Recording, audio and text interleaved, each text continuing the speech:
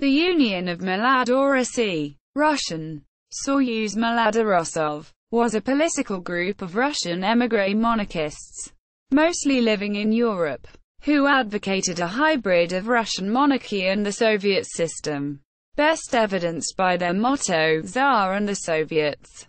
The organization started in 1923 as the Union of Young Russia, in Russian, Soyuz Molodoi Rossii, in Munich, changing its name to the Union of Mladorossi in 1925. Early years. The Mladorossi, Russian, IPA, Mladorossi, as they were popularly known, at first declared themselves as anti-communists.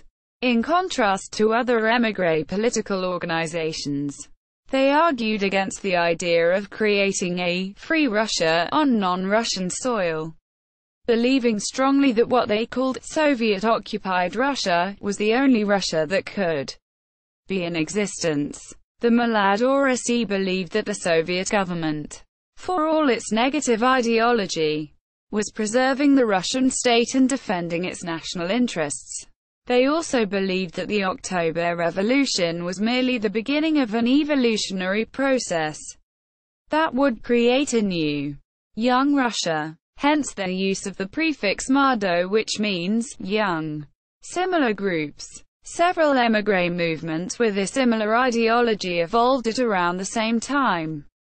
Notably, the Evratsi and the Smenovechovsi. Other émigré movements and organizations, such as National Alliance of Russian Solidarists, NTS, the Russian Imperial Union Order, and the ROVS, were hostile to these movements, feeling they were trying to justify the October Revolution and reconcile with the Bolsheviks' ideology. The Mladorossi organization had a fascist influence as demonstrated by its doctrine and as visible through its use of the Roman salute popularized by Benito Mussolini to salute its leader, renounced when Hitler launched Operation Barbarossa.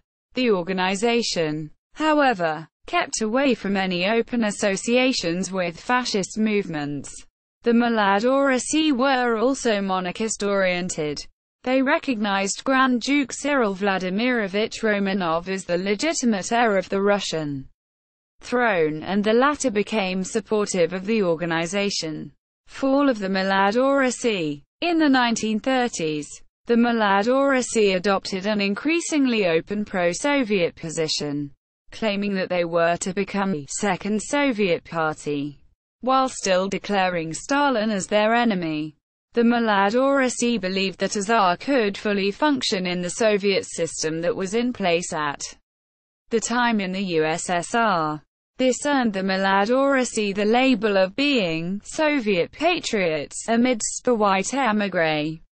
And speculation began that the organization was being influenced if not controlled by the Soviet secret police. The founder of the Mladorossi, Alexander Kazembek, was implicated of having ties with the Soviet consulate and OGPU. In 1937, after being spotted in a café in France speaking to several Soviet diplomats, Kazembek resigned his post. After World War II he emigrated to the United States and lived in California, then Connecticut, and thereon after moved to the USSR where he lived out the rest of his years. At the start of World War II many Mladorossi volunteered to join the French resistance. After the war's end, the organization dissolved and was no longer heard of.